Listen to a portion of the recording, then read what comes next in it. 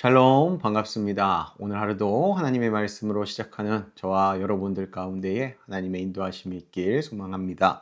오늘 함께 보실 말씀은요. 창세기 19장 24절에서 38절까지의 말씀입니다.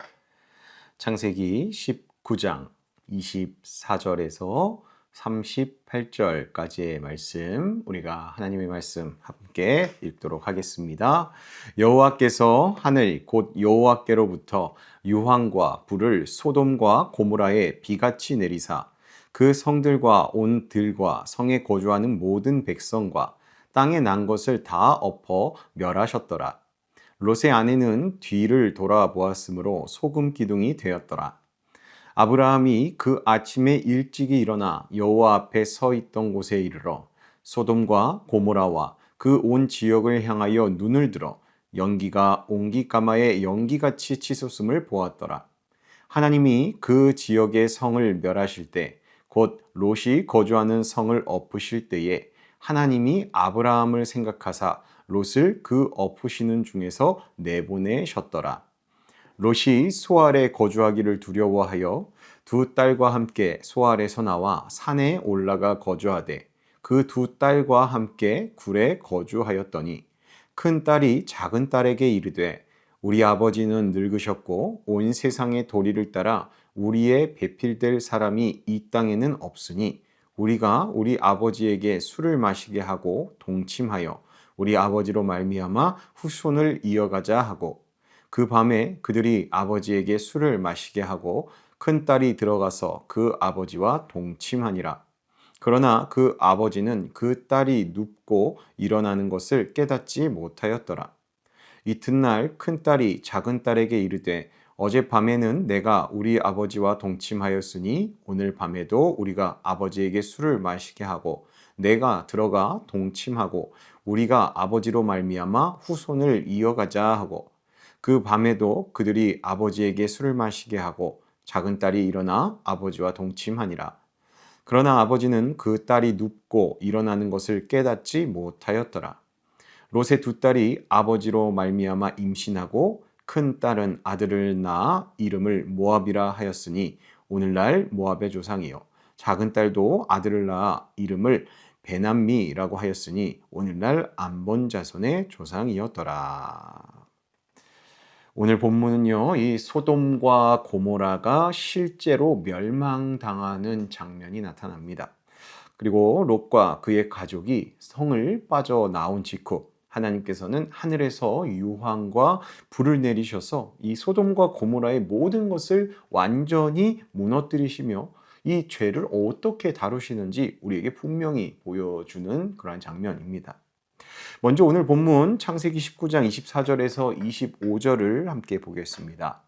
여호와께서 하늘 곧 여호와께로부터 유황과 불을 소돔과 고모라에 비같이 내리사 그 성들과 온 들과 성에 거주하는 모든 백성과 땅에 난 것을 다 엎어 멸하셨더라. 하나님께서 하신 이 심판 사건은요, 부분적인 심판이 아니라 이 소돔과 고모라를 완전히 멸하는, 그렇게 완전히 소멸시키는 심판이었습니다. 사람만이 아니라 그들이 살아가던 모든 환경까지도 싹 멸망하게끔 하신 큰 사건이었죠. 그런데 이 장면에서 한 가지 더 중요한 일이 일어납니다. 26절인데요. 롯의 아내는 뒤를 돌아보았으므로 소금 기둥이 되었더라. 뒤를 돌아보지 말라는 분명한 명령이 있었지만 그 말씀을 끝까지 지키지 못한 결과가 이 롯의 아내를 통해서 나타납니다.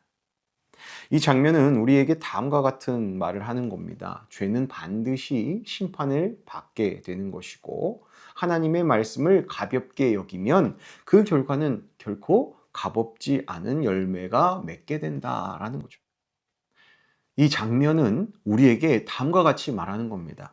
소돔과 고모라의 죄악 때문에 그들이 다 멸망했던 것처럼 반드시 죄에는 심판이 따른다는 것이고 또 롯의 아내처럼 하나님의 말씀을 가볍게 여기면 그 결과는 가볍지 않은 결과로 분명하게 또 나타난다라는 것을 우리에게 보여주는 것이죠.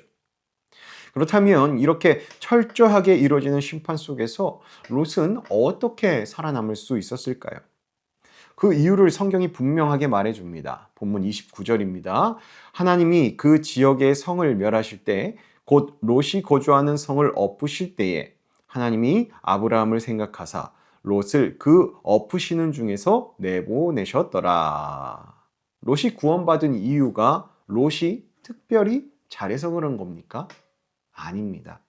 하나님께서 아브라함과 맺으신 약속, 즉 이전 장인 18장에서 아브라함이 소돔에 있는 이 롯을 염두에 두고 의인 10명만 있어도 멸하지 않으시겠습니까? 라며 끈질기게 강구했던 그 아브라함의 약속을 하나님께서 수락하셨기 때문에 그 은혜로 말미암아 롯은 구원받을 수 있었다라는 것이죠. 요약하자면 롯의 구원은 이 롯 개인의 의로움이 낳은 결과가 아니라 아브라함의 간구와 또 동시에 이를 잊지 않으신 하나님의 약속이 만난 은혜의 결과였다라는 것입니다. 이렇게 하나님께서는 누군가의 끈질긴 중보 기도를 통해서 심판 중에서도 긍휼을 베푸시는 분이다라는 것을 우리에게 보여주시는 것이죠. 그렇다면 은혜로 구원받은 이후에 이 롯의 삶은 어떠했을까요? 안타깝게도 롯의 모습은 온전하지 못했습니다. 이어서 30절 보면요. 롯이 소알에 거주하기를 두려워하여 두 딸과 함께 소알에서 나와 산에 올라가 거주하되 그 두 딸과 함께 굴에 거주하였더니. 하나님께서 롯이 직접 피난처로 선택했던 그 소알을 허락해 주셨지만 이 롯은 하나님을 끝까지 믿지 못하고 스스로 다른 선택을 한 겁니다. 그 결과 그 소알을 떠나서 롯과 두 딸은 결국 산속 동굴에서 살아가게 되죠. 그런데 그곳에서 또 참으로 안타까운 일이 이어집니다. 본문 32절입니다. 우리가 우리 아버지에게 술을 마시게 하고 동침하여 우리 아버지로 말미암아 후손을 이어가자 하고, 이 두 딸이 잘못된 판단을 하고 아버지에게 술을 먹여 동침하는 죄를 저지르게 됩니다. 이 일이 우연이었을까요? 어떻게 그런 생각을 할 수 있었을까요? 그들이 그러한 생각을 하고 또 실행에 옮긴 것은 그들이 살아왔던 그 소돔과 고모라 땅이 죄악으로 만연했기 때문이다라는 거죠. 그 죄악이 만연한 소돔의 영향을 그 두 딸이 그대로 받았기에 그것이 그대로 그 결과로 나타났다라는 것이죠. 결국 37절에서 38절을 보면 모압과 암몬이 태어나고 이들은 이후에 이스라엘을 대적하는 민족이 됩니다. 그렇게 한 가정의 잘못된 선택이 다음 세대까지 영향을 미치게 된 것이죠. 이로써 우리가 깨달아야 하는 것은요, 구원받았다고 해서 모든 것이 자동으로 바르게 세워지는 것이 아니라는 것입니다. 하나님의 은혜로 말미암아 다시 시작된 삶이라면 그 이유는 하나님 말씀 안에서 그 이후의 삶과 믿음을 바로 세워나가야 한다라는 것이죠. 이제 오늘 말씀을 정리해 보겠습니다. 오늘 말씀을 정리하면 이렇습니다. 하나님께서는 죄를 반드시 심판하셨고 그 결과 소돔과 고모라는 완전히 멸망하게 됩니다. 그러나 동시에 하나님께서는 롯을 기억하시고 그곳에서 건져내셨습니다. 이것이 롯이 잘해서가 아니라 아브라함과의 약속을 잊지 않고 행하신 하나님의 은혜 때문에 롯은 구원받을 수 있었죠. 하지만 이 롯은 구원받은 이후의 삶 가운데에서 하나님을 끝까지 신뢰하지 못했고 그 결과 그의 가정에는 딸들을 통해 또 다른 죄의 문제가 이어지게 되었습니다. 이 말씀을 우리 삶에 적용해 보면 이렇습니다. 우리는 이미 하나님의 은혜로 구원받은 사람들입니다.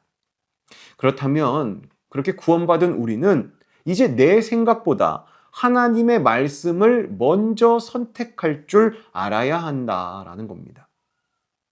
무엇인가를 결정할 때마다 내가 하고 싶은 것이 아니라 하나님께서 원하시는 것을 따라가는 것이 중요하다. 그게 우선된다라는 것입니다. 그리고 작은 순종들은 결국 우리의 삶을 지켜주는 보호막이 됩니다. 말씀에 순종하는 자를 하나님께서 지켜주시기 때문이죠. 하나님의 말씀을 따라 사는 자에게는 하나님의 보호하심이 반드시 따르기 때문입니다. 사랑하는 성도 여러분, 하나님께서는 건져내시는 그 구원의 은혜를 긍휼히 여기는, 또 우리를 불쌍히 여기시는 그러한 은혜가 풍성하신 분이십니다. 우리가 그 하나님의 은혜를 결코 가볍지 않게 생각하길 소망합니다.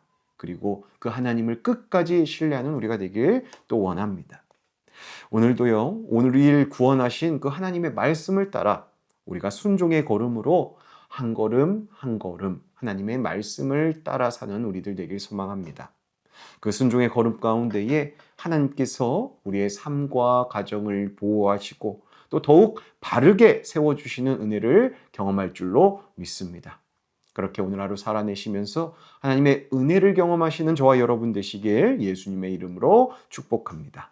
기도하겠습니다. 은혜가 풍성하신 하나님 아버지, 때때로 죄를 가볍게 여기며 살아왔던 우리의 모습을 돌아보며 주님 앞에 회개합니다. 죄의 결과가 얼마나 무서운지 알면서도 여전히 타협하며 살았던 우리들의 연약함, 우리들의 무지함을 불쌍히 여겨주시옵소서. 주님, 롯이 하나님께 구원받은 것이 자신의 의가 아니라 아브라함의 중보와 하나님의 은혜였던 것처럼 우리 또한 누군가의 기도와 주님의 긍휼로 여기까지 온 줄로 믿습니다. 이제는 우리도 아브라함처럼 영혼을 품고 더욱 기도하는 사람이 되게 하시고 가족과 이웃, 지체들을 위해 끊임없이 중보하는 삶을 살게 하여 주시옵소서. 아버지 하나님, 구원받은 이후에도 말씀보다 내 생각을 앞세웠던 모습을 저희가 온전히 주 앞에서 내려놓게 하여 주시고 앞으로는 작은 선택 하나하나도 주님의 뜻을 먼저 구하는 저희들 되게 하여 주시옵소서. 오늘 하루도 말씀에 순종하는 결단을 하게 하여 주시고 끝까지 믿음으로 살아가는 하루 되도록 우리를 인도하시고 붙잡아 주시옵소서. 오늘도 우리들의 삶을 은혜로우신 하나님께 맡깁니다. 감사드리며 우리가 하나님 말씀 안에서 바르게 세움받도록 인도하시는 우리 주 예수 그리스도의 이름으로 간절히 기도하옵나이다. 아멘. 오늘도 우리를 구원의 길로 이끄신 그 하나님을 신뢰하고 믿음으로 하루를 살아내시는 저와 여러분 되길 소망합니다. 함께 기도함으로 주님 앞에 나아가겠습니다. 기도합니다.